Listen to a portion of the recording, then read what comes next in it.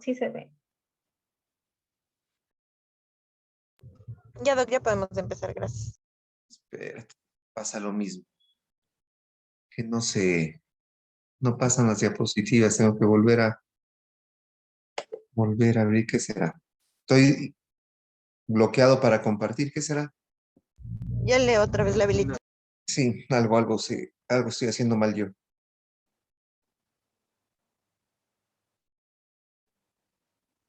Ahí, Doc, revisar. A ver, vamos a volver a intentar.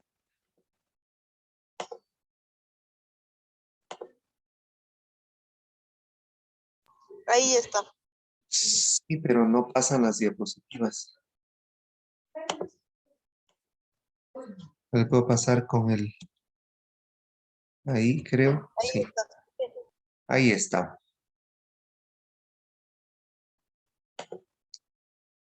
Bueno, mis queridos jóvenes, siendo las 9 de la madrugada, supongo que estaban en clases, creo también, estaban en alguna otra clase. No, Doc, ya acabamos a las 7 más o menos. Sí, dije de pronto estuvieron en clase. Bueno, igual que la vez pasada, vamos a procurar hacer una clasecita, una charla rápida, amena, pequeña, que no nos complique nada, que entendamos los puntos principales del tema y que eso nos sirva, ojalá, para que puedan ustedes tener una buena preparación para su prueba. Hoy vamos a hablar de un tema que es bastante rápido, relativamente sencillo, no es muy difícil de perderse, pero no por eso deja de ser bastante importante, interesante y práctico, porque es un asunto del día a día en su carrera, sobre la fimosis y la parafimosis. Eh, Como una forma solo de recordatorio, aquí como está en la derecha en este dibujo esquemático, recordemos que el prepucio, que es esta piel que recubre al glande, en inglés le llaman el foreskin, que es lo mismo, es el prepucio. Cuando un niño nace, este prepucio normalmente está adherido al glande y hay una apertura estrecha en la parte distal que se llama el anillo prepucial. En otras palabras, es normal que un niño nazca con el glande cubierto por el prepucio. Conforme pasa el tiempo, con los años, este prepucio se va desprendiendo, de tal manera que al año de edad, más o menos ya el 10% de los niños del prepucio se separa del glande, el 50% a los 10 años y casi el 100%, pongamos el 99% de los varones, tienen el prepucio desprendido a la edad de los 18, 19 años de edad. Entonces, primer punto es tener o ver un prepucio adherido al glande o una apertura, un anillo prepucial en un niño es completamente normal. El prepucio, cuando recién tenemos un niño que no se retrae, no necesita intervención. Y esto es algo que voy a recalcar y tal vez voy a repetir varias veces durante esta charla. Ustedes probablemente habrán escuchado a algún maestro de pediatría o algún pediatra o a su mamá o qué sé yo, un hermanito cuando lo han llevado al médico o algún sobrino que el pediatra con bastante frecuencia le recomienda a la mamá que le desprende y que le baje el prepucio. Y muchos de ellos, yo he sido testigo de eso, muchos de ellos durante la consulta médica le forzan ese desprendimiento. Señora, usted no ha seguido mis indicaciones, cójale, sosténgale, y el médico hace una maniobra forzada y le retrae al prepucio. Eso nunca se debe realizar. Alguna vez tuvimos un debate con un grupo de colegas pediatras en donde se hablaba del por qué lo hacen, decían que sí, lo que pasa es que el esmegma, que esto puede producir cáncer en el pene, que es que no hay una buena higiene si no se desprende, pero nada de eso es verdadero. Definitivamente, la protección del prepucio sobre el glande es una protección natural que no debe ser retraído, por tanto no debe ser retraído nunca de manera forzada.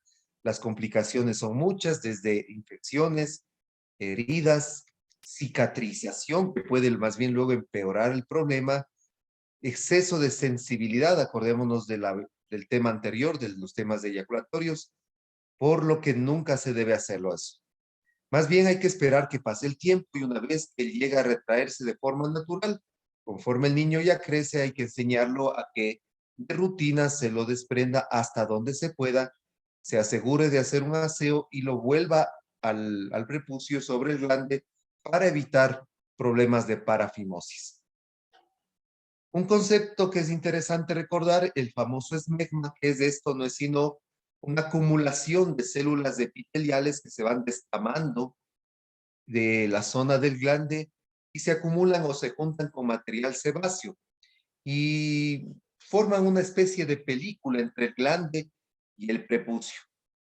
A veces esa cantidad de película de esmegma se puede coleccionar y formar pequeños grumitos blanco-amarillentos que pueden ser visibles o palpables a través del prepucio, a través de la piel. Entonces, eso es completamente normal. La mamita que acuda a la consulta del médico le dice, doctor, están saliendo unas cosas blancas como pus.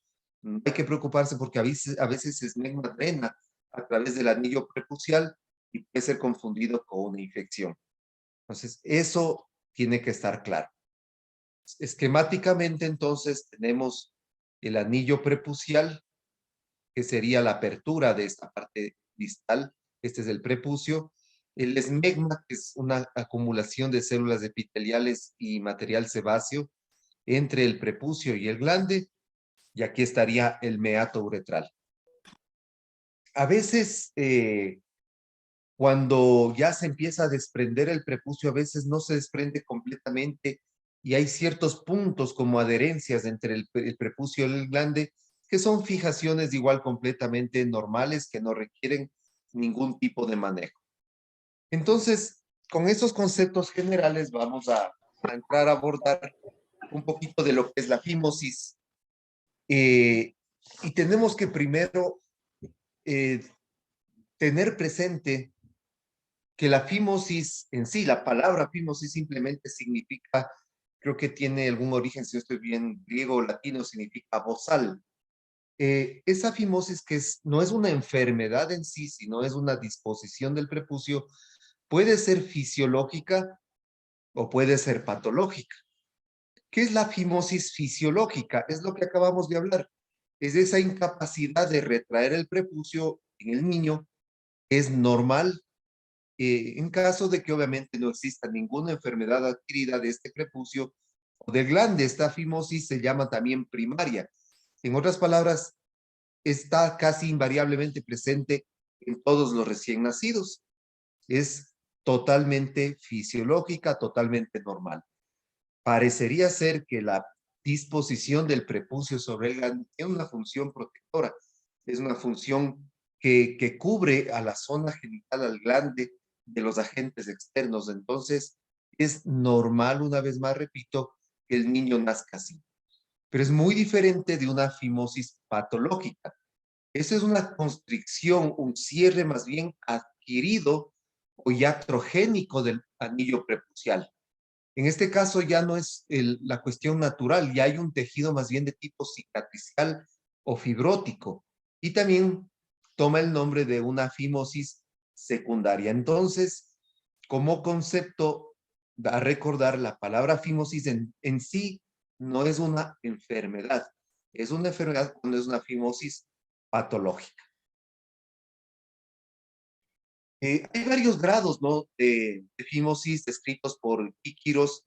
Ya les voy a poner un poco así. Los grados pueden ir desde un grado severo, en donde definitivamente está totalmente sellado, apenas haya un mínimo agujerito como un alfiler, como un ojo de una aguja, que sería un grado 5, y un grado 1, que sería un prepucio que sí se retrae casi completamente, pero a nivel de la corona del glande hay una pequeña adherencia que no permite separarlo completamente. Y tenemos los estadios intermedios. En la diapositiva, esta sería más o menos los grados para que la puedan graficar o reproducir. Desde el grado 1, que es el menos importante, pero hay una sola fijación en la parte posterior, hasta el grado 5, en que es casi imposible el desprender o el visualizar el meato y el glande. La fimosis fisiológica, vamos a repetir, casi el 100%, por no decir, aquí es el 96, pero casi el 100% de los recién nacidos tienen un prepucio que no se retrae. A los 16 años, solo del 1 al 5% de los hombres realmente tendrán un prepucio no retraíble. ¿Por qué existe esta fimosis fisiológica? Porque entre el prepucio y el glande existen adherencias que son naturales. El mismo esmegma forma una especie de adherencia entre el prepucio y el glande. A veces la persistencia de esta fimosis, el que no se desprenda con el paso de los años, podría ser favorecida por un frenillo corto. ¿Cómo sabemos o cómo nos damos cuenta que un niño tiene esto? Esto es obviamente clínico, no necesitamos hacer estudios de imagen, de laboratorio.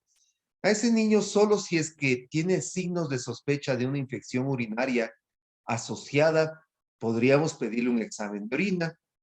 Y uno de los síntomas o signos que pueden experimentar estos chicos es algo que en inglés se llama el ballooning y el spraying, que es en términos nuestros, el ballooning, la traducción es inflamiento, no puede ser inflación, sino inflamiento del prepucio durante la micción. No me puedo ir porque a mí también me preocupa tú solo en Caracas, eso es arrecho. ¿Me entiendes? ¿Ya? Alguien debe cerrar su micrófono, creo. Ya. Entonces, ese es el ballooning. Y el spraying es la atomización, como se ve acá. ¿Qué es esto? El ballooning quiere decir que ahí la mamita se asusta porque dice, mi hijo cuando orina se le infla el prepucio. Es esto que se ve en esta imagen. Y no es sino la orina, como no puede salir, se le llena acá. Y luego esa orina que se le acumuló empieza a gotear y luego se desinfla. Ese es el ballooning. Y el spraying es mi hijo orina como una ducha, como un spray. Es por el orificio muy cerrado. El tener esto en sí no encierra ninguna consecuencia, salvo el hecho de que como la orina entra mucho tiempo en contacto con el glande, podría favorecer la balanitis, ¿no? Y el goteo postmiccional que el niño puede tener después de que sale del baño, puede empezar a mojar un poquito su ropa interior. ¿Qué debemos hacer en esos niños? Primero, tranquilizar e informar adecuadamente a los padres. La mayoría de los padres llegan con sus hijitos al urólogo muy preocupados porque el pediatra les ha reclamado que no están desprendiendo en el prepucio y que tienen que operarle y que están desesperados. Entonces hay que informarles que la fimosis fisiológica es algo absolutamente normal, que todos los niños lo tienen y que ese niño, que su hijito, con el paso del tiempo, muy probablemente eso se va a ir desprendiendo de manera natural, se va a ir liberando solo y no tiene que hacer absolutamente nada. Simplemente recomendarle que mantenga una buena higiene, que durante el baño intente bajarle, pero solo hasta donde den, sin, o sea, unas ligeras retracciones y no más que eso. Nunca se debe hacer una circuncisión de rutina, salvo cuestiones, como sabemos ya, de culturales en ciertos países asiáticos, pero de rutina no deberíamos hacerlo, ni tampoco debe ser una técnica de prevención del cáncer de pene. No existe tal de que la acumulación de esmegma va a producir un cáncer de pene con el tiempo. Si es que realmente es problemática, que sí o sí está ese ballooning, ese inflamiento, no desaparece, el niño está empezando a sufrir de balanitis repetitivas o le está empezando a dar infecciones urinarias repetitivas, no siempre tenemos que ir a la cirugía, podemos siempre intentar un tratamiento no invasivo, como es la aplicación de cremas corticoides. Generalmente la más usada es la betametasona al 0,05%, 2 veces al día, durante 6 a 12 semanas. La tasa de éxito increíble es mayor del 90%, pero sí hay un 17% que pueden recurrir. Pero si yo tengo un 90% de posibilidades de que ese niño se me va a corregir su fimosis fisiológica, con una cremita corticoide, pues definitivamente es una buena alternativa inicial del tratamiento. Y si es que ese niño empieza a sufrir complicaciones como balanitis repetitivas, celulitis, infecciones del tracto urinario o parafimosis, posiblemente la solución ahí sí pueda plantearse quirúrgica. ¿Qué es esto de la parafimosis? No, perdón, vamos a la fimosis patológica antes de pasar a parafimosis. La fimosis patológica es otra historia. Como se ve en la imagen, no sé si es que es más o menos clara, el tejido ya es de tipo cicatrizal, ya es un tejido fibrótico, ya es una afectación causada por una cicatrización del anillo prepucial, posiblemente por procesos inflamatorios crónicos. Esto es muy diferente, esto sí es patológico. En este caso es evidente un anillo de tejido cicatrizal en la apertura prepucial. Ese prepucio que ya llegó al final de la pubertad y no se retrae, y que tal vez alguna vez sí logró retraerse, pero otra vez vuelve a estrecharse y se fibrosa. Ese ballooning, ese inflamiento persistente en niños ya grandes y que el orificio es demasiado pequeño, un flujo misional muy débil, eso ya es una fimosis patológica.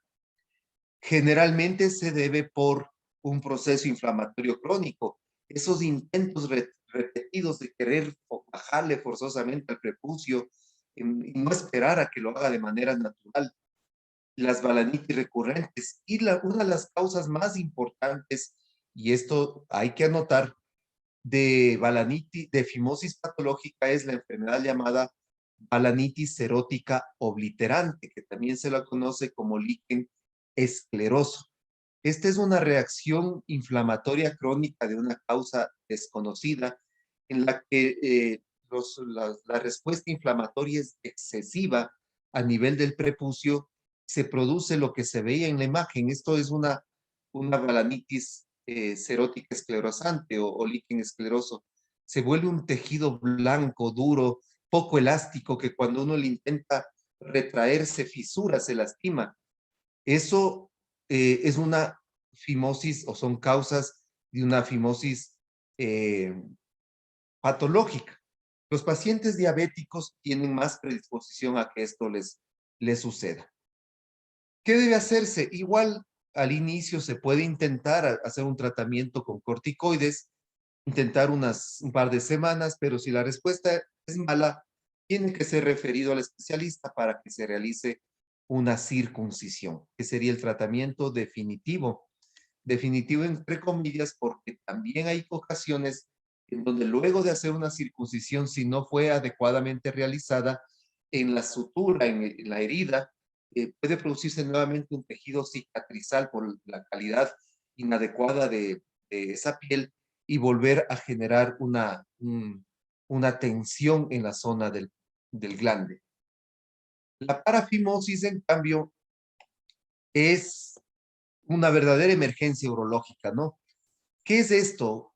A veces cuando se le retrae el prepucio hacia atrás, cuando ese prepucio no es suficientemente elástico o no es muy amplio, se queda atrás y forma un anillo en esta parte del pene. Forma un anillo que presiona. Entonces, ¿qué sucede? Al formarse un anillo aquí, el líquido linfático de retorno se ve obstaculizado y se empieza a edematizar la parte distal del prepucio. ¿Y por qué es una emergencia? Porque si es que esto no se resuelve oportunamente, esta hinchazón y esta compresión que se genera aquí hace un efecto prácticamente de un torniquete. Y luego de que el flujo linfático se afecta, empieza luego a afectarse la circulación venosa y arterial. Y puede haber una necrosis del prepucio distal y del glande. Entonces, una parafimosis, obviamente es una patología y es una emergencia. ¿Cómo se la resuelve? Lo que hay que hacer es comprimir este tejido. Ustedes pueden poner una gasa o pueden poner una especie de vendaje, digamos, por unos minutos, o solamente con la mano, si no tienen, apretarle unos minutos al edema, en la zona del edema, para que se afloje un poquito y cuando ya está un poco eh, disminuido, digamos, la tensión, intentar, como tal vez en esta figura, acá está, intentar volver el prepucio a cubrir el glande, hacer esa maniobra con los dedos. Los dos pulgares se ubican en el glande para empujarlo hacia adentro, mientras los otros dedos traen hacia adelante el prepucio. En la mayoría de los casos, si es que el paciente acudió oportunamente, esto funciona. Puede ayudar, de hecho, ayuda bastante el aplicar algún gel anestésico, alguna cremita anestésica local para disminuir la molestia, pero hay que reconocer, a veces nos toca ser un poco agresivos en esto. Si es un niño, pedir a la mamá que le tenga para poder hacer la maniobra, porque obviamente es muy, muy incómodo y muy doloroso. Sin embargo, el resultado suele ser bastante bueno y no necesita dar ningún tratamiento adicional, simplemente recomendarle a la mamita, si es que es un niño pequeño, o al mismo joven, si es que ya está más grandecito, que tenga cuidado que cuando se haga el aseo y lleve el prepucio hacia atrás, se limpie, pero siempre lo vuelva a ubicar sobre el glande, siempre lo vuelva a reducir. Hay casos en donde no funciona ya, el paciente ha dejado pasar mucho tiempo y lo que necesitamos es hacer con anestesia, puede ser con anestesia local si es un niño grande, o en quirófanos si es alguien más pequeño, hacer un corte dorsal del prepucio y suturar obviamente los bordes con una sutura absorbible. Eso es lo que se hace. Y creo que eso sería el tema de hoy. Me parece que sí, ahí terminamos. Es un tema, como ven, bastante corto, es un tema simple, pero a la vez interesante. Y estos pequeños tips van a ser de mucha ayuda durante su práctica profesional. Y una vez más, me gustaría, si es que tienen inquietudes o preguntas o aportes que hacer, me gustaría escucharles para poder completar las ideas, los temas. No hay mucho más que hablar de esto, es una cosa bastante concreta, no hay mucha ciencia, pero esos datitos, esos 4 o 5 datitos, siempre serán de mucho valor.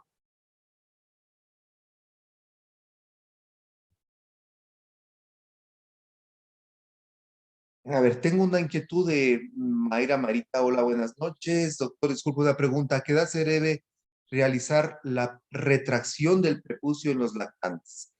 Lo que te decía, Mayra, lo que les decía es, no se debe realizar la retracción. Eso es un error que estamos cometiendo día a día, especialmente se ve, como digo, en las consultas pediátricas. El prepucio se va a retraer solito. Lo que tiene que hacer la mamita es solamente intentar bajarle hasta donde dé, asearle y no más. Conforme va pasando los años, ese tejido como adherencia que hay entre el glande y el prepucio, solito se va suavizando y se va desprendiendo con facilidad conforme va creciendo el niño, va creciendo el tamaño de sus genitales, van produciéndose las direcciones fisiológicas, solito se va desprendiendo. No se olviden, solamente si es que ese niño sufre de balanitis a repetición, de infecciones repetitivas, ya crece y se sigue inflando el prepucio, ahí recién requiere un tratamiento. Entonces, la próxima vez que tengamos estos casos, lo que les decía una diapositiva, solo hay que tranquilizarle a la mamá, explicarle, informarle adecuadamente y quitarle ese mito que tenemos, ¿no? De que eso tiene que estar desprendido a determinada edad. Hay que dejarle crecer y solito se va a realizar el desprendimiento del prepucio. ¿Cómo se llama la maniobra que se realiza? No conozco que tenga un nombre, puede ser que sí, si alguien de ustedes lo sabe o tú mismo, Nati, conoces la maniobra, simplemente es la reducción manual del prepucio, así la conocemos en la especialidad. No sé si existe algún epónimo sobre este tipo de maniobras, pero es reducción manual del prepucio. Si tal vez, Nati, tienes una información al respecto y nos puedes aportar, nos ayudarías mucho. Eduardo dice una consulta y ya no tengo la consulta. No, doctor, buenas noches, disculpe. Hola, Eduardo. Lo quería hacer aquí por video. Bueno, A por ver, llamada. sí. A ver, Dime, Eduardo. lo que sucede es que, como usted mencionó, muchos padres en consulta primero van a pediatría, luego van a urología, y siempre dicen, no, doctor, que ya quiero que bajarle el capuchón a mi hijo, que después, yo he visto casos que después no se puede, y que cuando llegan adultos es difícil, y que hay que hacer la cirugía. ¿Qué recomendación me daría usted para yo poder tranquilizar a esos padres que irían, ejemplo, 5 o 6 pediatras al mes o en menos de un año, con tal de que encuentren a uno que le diga, sí, ¿sabe qué? Hay que hacerle una circuncisión, o sí, hay que hacerle esto de aquí, o bájele, porque hay algunos que, no sé si se acuerda que antiguamente hasta habían pediatras que bajaban de un solo tirón y lastimaban el glande de las criaturas. Sí, gracias, Eduardo. Tu pregunta es súper interesante. Gracias por hacerla, porque es verdad. Una cosa es la ciencia, una cosa es la diapositiva, una cosa es el libro y otra cosa es la consulta. Cuando estás frente a unos padres angustiados, desesperados, que ya tienen mucha información de pediatras y de pronto le aparece un médico que les dice que no es así, que están equivocados y que no se debe hacer. Muchos de ellos no te creen, tienes razón, no se convencen y es más poderosa la fuerza del mito, de la costumbre, de la abuelita, de la mamá, de lo que, etcétera, etcétera. Es más fuerte que la explicación que tú le puedes dar. Yo cuando veo ese tipo de pacientes en donde noto que no están muy convencidos del concepto, no logran duplicarme la información que les doy, generalmente yo les recomiendo, les digo, sí, perfecto, podemos hacerle una cirugía, pero antes, ¿qué les parece si intentamos con una cremita y les doy el tratamiento corticoide, la crema de betamethasona que le pongan y que le sigan bajando, y eso generalmente les ayuda y les facilita un desprendimiento más temprano. Y les digo que si es que eso no funciona, pues posiblemente necesitaríamos una cirugía. Pero obviamente con un poco de remordimiento de conciencia, porque sabemos que no es así. Hace hace que será unos 15 años me llamaron a una ciudad acá por La Tacunga de una fundación en donde me dijeron, doctor, tenemos 45 niños para operarles de circuncisión porque tienen fimosis. Por favor, que nos ayude con eso. Créanme que lo primero que se me hicieron los números en los ojos, ¿no? Dije 45 circuncisiones, ya estamos arreglados del año. Y me fui a valorarles y les prometo, 0 de los 45 necesitaban circuncisión. Eran estos casos de los que tú estás hablando. Les dije, hablé con los padres en un saloncito, les expliqué, les di la charla. No estoy muy seguro que si me creyeron o no. No sé si es que otro colega le llamaron después y les hizo, pero a mí no me volvieron a llamar nunca más de la fundación. No me importa, el tema es trabajar siempre a conciencia y tranquilo, pero en la consulta, como tú muy bien mencionas, sí nos vemos a veces presionados por eso y una buena solución podría ser intentar una crema corticoide y como veíamos ahí, más del 90% de las veces eso va a ir desprendiendo el prepucio y el niño el niño va a estar tranquilo y los padres mucho más.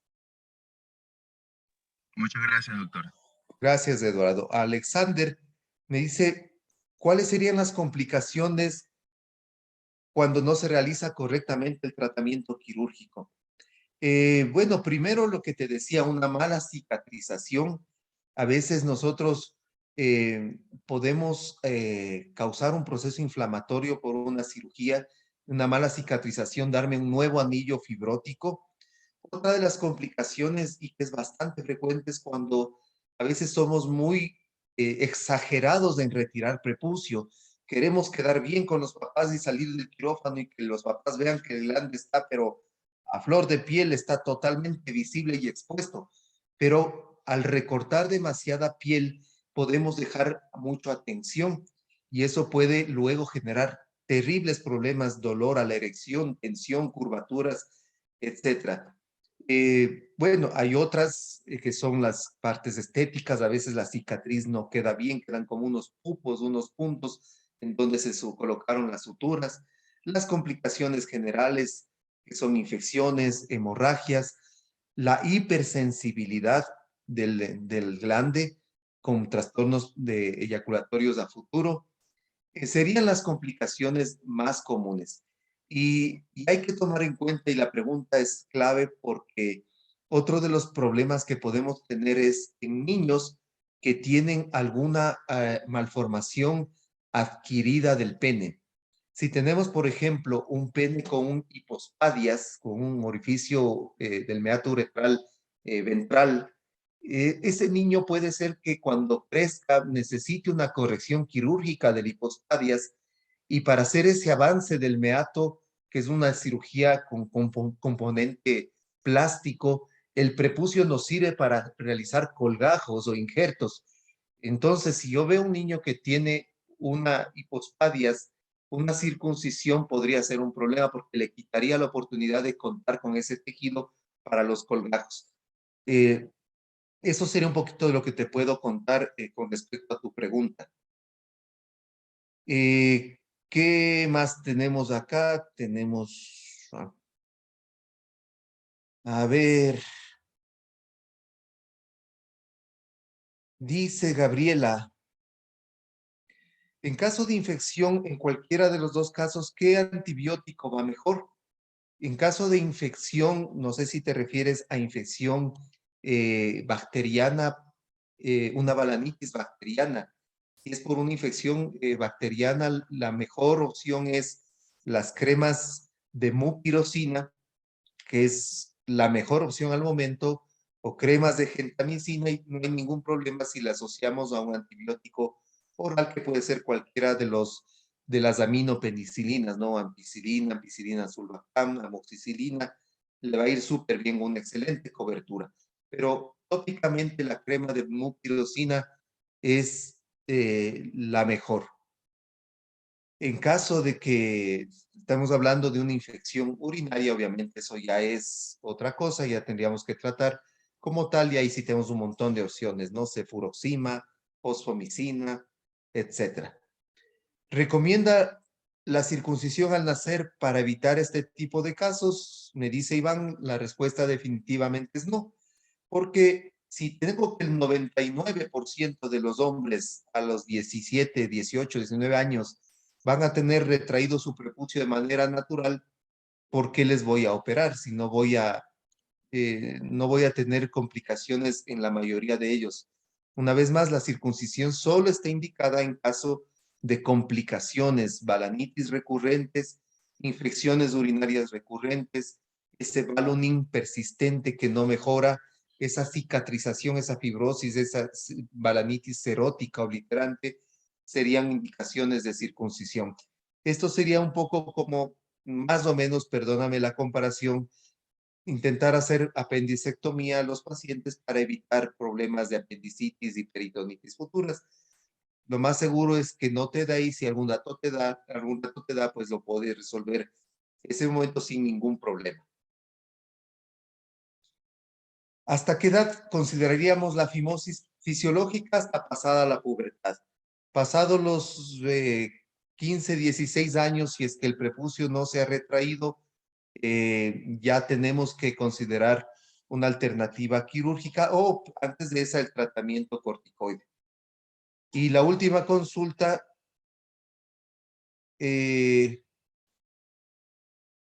que me hace Eduardo, dice, en hipospadias y epispadias, ¿se podría realizar circuncisión obligatoria para centrar el meato urinario? Pues no, más bien la cirugía de epispadias y de hipospadias, lo que, lo que se hace es una tunelización, un avance del meato uretral desde la zona que está hacia la punta, hacia la parte central, como tú dices, y esa tunelización más bien requiere del prepucio, de unos colgajos de prepucio, se hacen como unas alas del mismo prepucio para formar el túnel, la uretra, la parte ventral de la uretra. Entonces, no sería una circuncisión la solución, sino más bien utilizar ese prepucio para formar las alas o los bajos. Tal vez, no sé si te entiendo bien la pregunta, la preocupación podría ser si es que está con hipospadias y está el prepucio no se desprende y tú dices tengo que circuncidarle para poder hacer la cirugía. No sería el caso, más bien lo que haría es solamente el corte dorsal del prepucio para poder bajarlo y ahí sí hacer el procedimiento, pero el prepucio no lo he sacado. Recuerden que la circuncisión es sacar todo un anillo de prepucio, o sea, sacar piel, y esa piel nos va a servir en la cirugía. Solo un corte dorsal y con eso avanzaríamos muy bien. Duda despejada, me dices, gracias, qué bueno que así sea. Así que, chicos, los que se hagan pediatras, eh, empecemos a manejar mejor estos conceptos, los que no se hagan igual. No se trata de discutir con los colegas, no se trata de creer que nosotros estamos en la razón y ellos equivocados, sino de aplicar conceptos que son básicos, que son obvios. Además, yo les sé decir a mis pacientes con frecuencia, el que nazca el niño con el prepucio cubriendo el glande no es de gana, tiene que tener una razón de ser. A los que somos creyentes, es decir, Diosito nos equivoca, por algo habrá puesto, y a los que no lo son y aplicamos solamente el concepto biológico, pues la biología tampoco es así de errada, ¿no? La naturaleza es bastante perfecta. Y esto tiene una razón de ser la protección. Recordemos siempre que el área, o mejor dicho, la función reproductora de las especies es la más importante porque esa es la que asegura la perpetuidad de una especie. Por eso es que los seres humanos y todas las especies, el área más protegida, el área más, digamos, que se evite exponer a los agentes lesivos, justamente son las áreas de la reproducción. En el caso de los seres humanos, las áreas genitales. Por eso es que la mujercita tiene un himen. Por eso es que el varoncito tiene el prepucio cubriendo al glande, no es de gana. Y a veces tengo que ser un poco hasta, no sé, grosero y un poco, no sé qué palabra utilizar y les suelo comparar, hacer una circuncisión de rutina o desprenderles de rutina a los niños del prepucio sería como un poco querer el himen de la mujer, perforarlo de rutina porque estorba o porque puede causar algo, ¿no? Más o menos esa sería la comparación. Son factores de protección y por eso es que a la pubertad se va desprendiendo porque ahí ya necesita, o sea, ya hay una maduración de los órganos de las funciones y ya viene la fase reproductiva. Entendiéndolo desde ese punto de vista es un asunto absolutamente fisiológico, no es un tema de discusión entre pediatras y urólogos, es un tema puramente fisiológico y nosotros estamos obligados a proteger y a cuidar esa fisiología de nuestros pacientes. Ese sería mi mensaje final y si no tenemos alguna otra inquietud, pues agradecerles de nuevo por su paciencia en medio